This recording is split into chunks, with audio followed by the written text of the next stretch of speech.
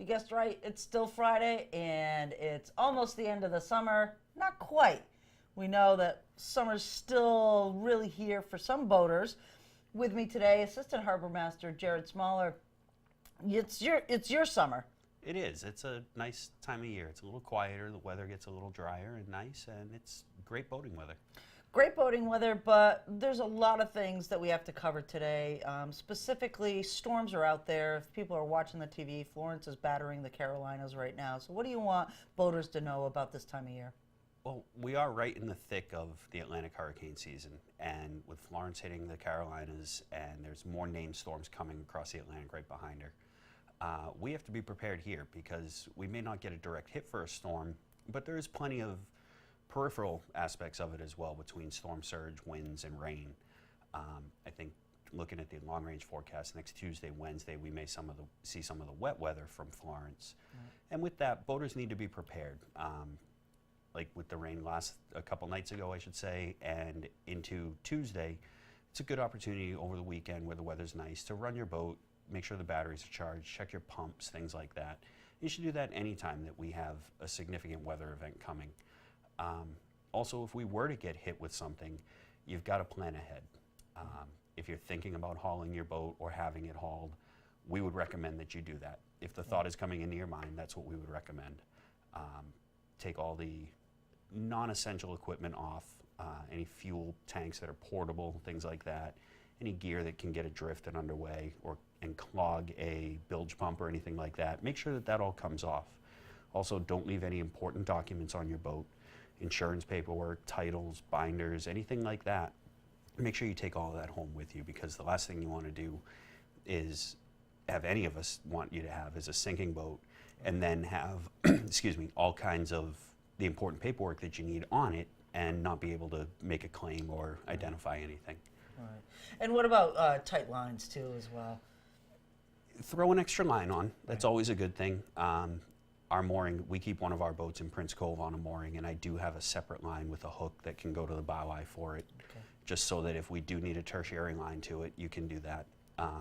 If you're in a slip, tighten them up a little bit. If you're in a floating dock in particular, if you're in a fixed pier, it might be good to give yourself a little bit of slack so that if there is any storm surge, you have that extra room and you don't scuttle your boat by having it hang up somewhere. Right. But make sure that with that, you're not going to let it too loose that it gets hung up under a pier or anything like that. So you just got to, for lack of a better way to put it, you have to play the game with the lines and how you secure your boat. But if you are ever having a question, hauling is what we would recommend if you think of that.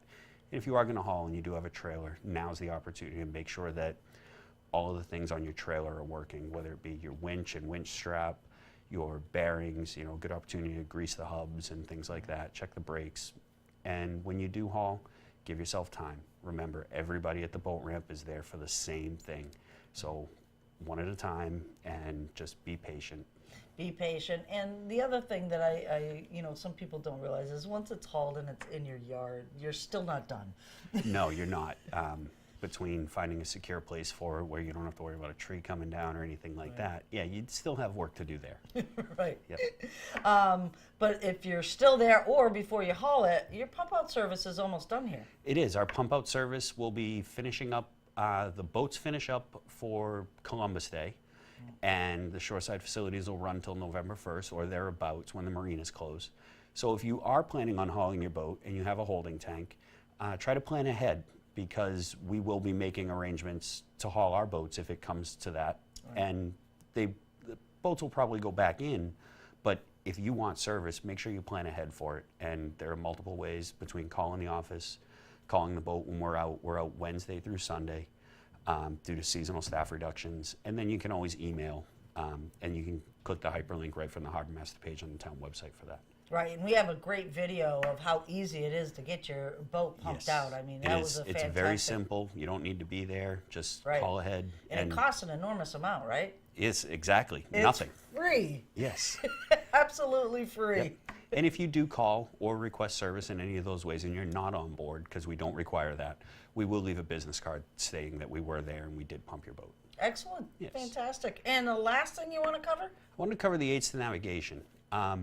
We will be Ours are all in till at least November 1st, so you will be able to get around the area through then with all of the town permitted aids.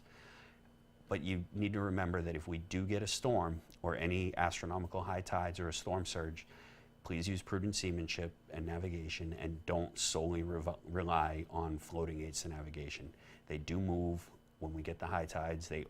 We don't have chain and lengths of chain on them to account for that all the time, because then with wind shifts and things, we will miss the channel.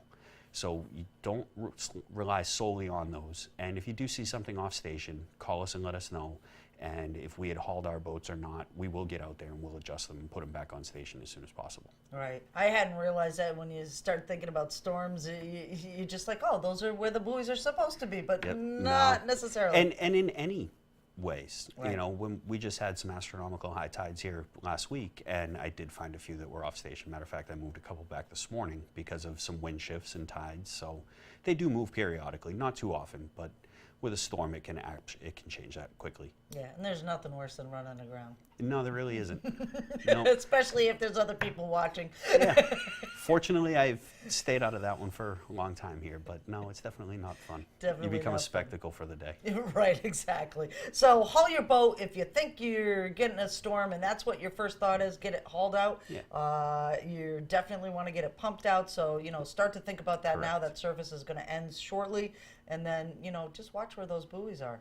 Yes. That's And why we with- make maps. That's correct. And with hauling, again, plan ahead. That's the biggest thing I can say about any type of storm. Take all the loose gear and things that can get adrift off. Fur your sails. Take them off if you can, if you have a sailboat. And plan ahead between hauling companies if you use somebody, and maintenance on your trailer, and patience at boat ramps. Excellent. Thanks so much, Jarod. Thank you for having me.